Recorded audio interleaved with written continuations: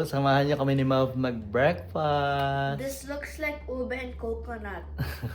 Ube and coconut. Look, it's purple and white on the Paborito namin yung piniprepare ni Mami na chia pudding. So, it's oatmeal, at saka chia, and na milk merong with, milk. with Oat milk sa syrup. akin. Sa with kanya ay syrup yung and honey. with syrup, honey. Yeah, syrup and honey. With honey and meron pa. Meron pang naiwan na Yeah. ingredient. Yung yogurt. Yeah, yogurt. Yogurt. So, yun. Kinumbine dito. But, this time, may tinry si Mami sa akin, pero hindi niya ginawa kay Johan. Yeah. Sa akin, ay, nilagyan niya ng Berries. berries. Ang That's ganda why ng it's kulay. purple. Naging It's- purple. At ang sarap. Look here, it's ube coconut. Kasi naglalaban yung sweetness tsaka yung asim ng berries. Huh? Ang sarap. Ito paborito namin ni Johan breakfast. Pagdating ko galing work, kukuhanin na niya to sa fridge, tapos kakain na kami. Kain tayo!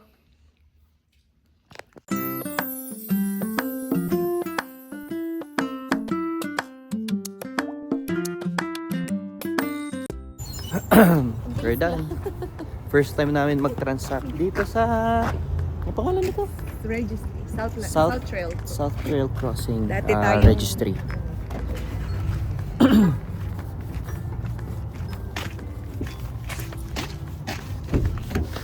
Dati tayong Southland. Ngayon, South Trail. South pa rin, ano? Oo. Taga-South talaga tayo. For 5 years almost, guys. Hindi kami regular kami sa Southland Registry, Ay, lumayo na nagpaparehistro tayo, tsaka nag-aayos ng lisensya. The only time na gumamit tayo ng ibang registry yung kumuha tayo ng driver's license sa may Riverbend. Yeah. Pero Lahat after pareho noon, tayo. nung lumipat na tayo, tumiran tayo sa Ate Venus na paupahan.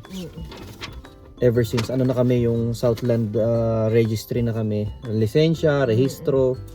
Ayan. At ngayon dahil taga dito na nga tayo sa South, sa may sa may Mackenzie Town, dito na yung pinakamalapit sa atin ngayon na registry sa South Trail Crossing. So hinintay ko pa si Mami lumabas, tapos dumiretso kami dito. Sakto naman. At sarado na sila ng 5 PM. Dumating kami ng 4:48. Dumating kami dito ng 48. 4:48. Tapos nagrehistro kami ngayon ng 2 sasakyan kasi nga ito ay mag-expire ng April, so inagahan na namin. And by 4:55 tapos na kami. Ganun kabilis. Yeah. Mas matagal pa yung inupo namin sa paghintay kaysa doon sa pag-assist. Oo. Naupo kami ng 5 minutes, 2 minutes lang yun. Oo. Grabe, kahit sa ang registry, ito yung talagang isa sa pinakagusto ko dito sa Canada talaga. Walang mga kuskus balungos, direct to the point, 'di ba? Pagtayo mo, pagtawag sa pangalan mo, renewal ng registration, tapos konting pindot sa computer, bayad, tapos. Kasi, kumbaga, nasa system na nga kasi yung yung documents mo, yung pangalan, yung lahat ng records mo. So, hindi na sila mahirapan na, fill upan mo ulit to kasi galing ka doon sa kabilang registry, hindi ka, So, lahat is... Ang registry kasi, kumbaga yung nila, yung database nila ay government din. Government. 'Di ba? Pero alam ko mga registry na ganito yan eh. Kumbaga private yan eh. Oo, private yan. Yung kumbaga yung mga nagtatrabaho diyan ay mga private worker, hindi government worker. Pero yung system nila, napapasok nila yung private yung public records Usually tatanungin ka kung ilang taon ang gusto mong rehistro, 1 taon or 2 taon. So tinanong namin kung magkano ang difference ba kung 1 year or 2 years registration. Kapag 1 year magkano daw?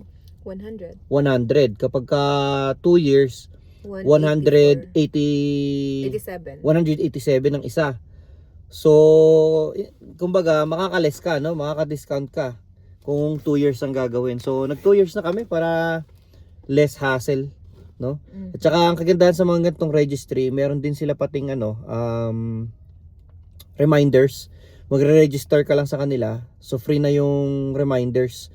Nire-remind ka kapag ka-rehistro na ng sasakyan mo, nire-remind ka din kapag papaso na yung driver's license mo at kailangan mo na ring renew. Kasi guys, dito, yung mga police, pag na-scan yan yung plate number mo, hindi uso dito yung kailangan pa nila mamara na manche-checkpoint sila. Ano?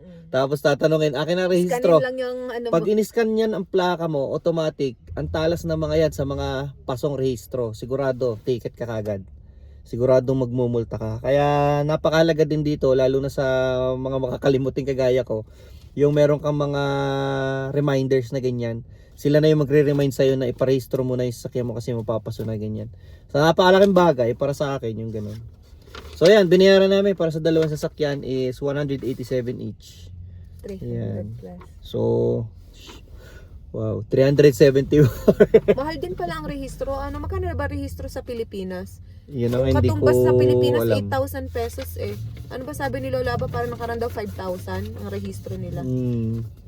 Mahal. Anyway, Pero, this is for 2 years. Oo. So, mas mura pa rin. mas mura. Kaya Mas nga- mura pa rin. Pumapatak siya na 4,000 pesos. Oh. So, okay. ewan ko nga. Eh, 2 Comment years nyo nga, to. guys. Ang rehistro sa Pinas ay every year. Every year. Every year din, ano. Kaya nga, kung 5,000 mahal, mas mahal sa atin. Pero kung mga nasa 2,000, 3,000, di mas mura sa Pilipinas ang rehistro. Hindi ko matandaan yung sinabi ni Lola Aba eh, kung magkano ang...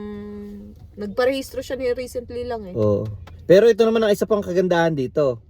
Kapag halimbawa karerehistro mo lang, tapos after a month or 2 months, naisip mong Binenta. ibenta yung sasakyan. Kasi nangyari na sa akin at legit, totoo talaga. Halimbawa after 2 months, binenta mo yung sasakyan, pwede kang bumalik sa registry, pakita mo yung bill of sale, no? Mare-refund mo. Mare-refund mo yung Narehistro. ginamit yung binayad mo for the registration for the whole year, Halimbawa, for the remaining months. Yeah, halimbawa, kagaya na nagrehistro kami for 2 years na to. Mm. And then all of a sudden, next month, ibinenta niya yung sasakyan. So, yung 1 year and 11 months na natitira, Oo, ibabalik siya. sa'yo. kaano Parang siya ganun. prorated. May fee ba yun? Siguro meron din yung fee. Pero kumbaga, minimal no? lang siguro. Pero minimal lang. Halos makukuha mo talaga. Yan ang mga kagandahan dito. Sa Pilipinas, yung Wala sasakyan nang mo, bawi. kung halimbawa, ikaw, nagbenta ka Kasama na. yung sa binibenta. Nagbenta ka ng sasakyan, nairehistro mo na. So, pag nalipat sa akin, hindi ko na kailangan iparehistro.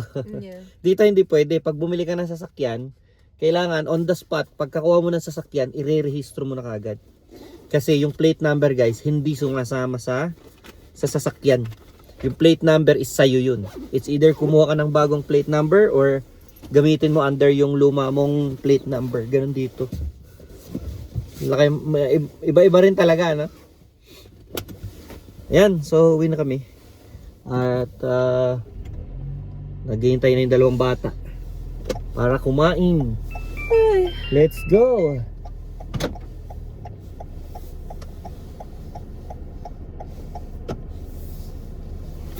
Ayan tayo guys.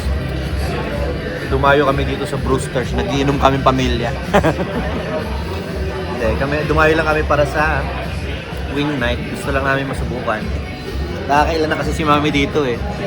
Lagi niya kasama mga katrabaho niya, mga kaibigan niya. Sabi namin, minsan kami naman yung mag-wing night. Tuesday. So every Tuesday, yun ang special nila dito, wing night. So kung saan parang mura, no? Yung chicken, yung wings. Sarap. So nag-order kami ng ilang plate to. Iba't ibang flavor. 7 na plates na iba-ibang flavor. Sarap. Ito na kami tutubuan ng pakpak. Yeah.